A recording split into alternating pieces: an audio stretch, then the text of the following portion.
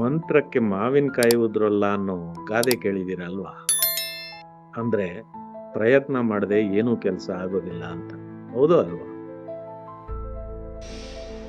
ಅದೇ ರೀತಿ ಹೊಡೆದ ಕಲ್ಲಿಗೆಲ್ಲ ಮಾವಿನಕಾಯಿ ಬೀಳೋಲ್ಲ. ಹೌದಾ ಅಲ್ವಾ? 6 ಬಾಲಿಗೆ ಸಿಕ್ಸರ್ ಹೊಡಿಬೋದು, 100 ಬಾಲಿಗೆ ಸಿಕ್ಸರ್ ಹೊಡಿಯೋಕ್ಕಾಗುತ್ತೆ. ಅಂದರೆ ನಮ್ಮ ಪ್ರಯತ್ನ ಮಾಡ್ತಾ ಇರಬೇಕು. ಎಲ್ಲ ಪ್ರಯತ್ನಗಳಿಗೂ ಫಲ ಸಿಗೋದಿಲ್ಲ ಅನ್ನೋದು ನಮಗೆ ನೆನಪಿರಬೇಕು. ಫಲ ಸಿಗಲಿಲ್ಲ ಅಂತ ದುಃಖಿತರಾಗಬಾರ್ದು. ಮತ್ತೆ ಪ್ರಯತ್ನ ಮಾಡಬೇಕು. ಮರಳಿ ಯತ್ನವ ಮಾಡು ಅನ್ನೋ ಮಾತನ್ನು ಕೇಳಿದಿರಲ್ವ? ಕೆಲವೇ ಜನಗಳಿಗೆ ಮೊದಲನೇ ಪ್ರಯತ್ನದಲ್ಲೇ ಸಫಲತೆ ಸಿಗುತ್ತೆ. ಹೆಚ್ಚಿನವರು ಮತ್ತೆ ಮತ್ತೆ ಪ್ರಯತ್ನ ಮಾಡಿ ಸಫಲತೆ ಪಡ್ಕೊಳ್ತಾರೆ.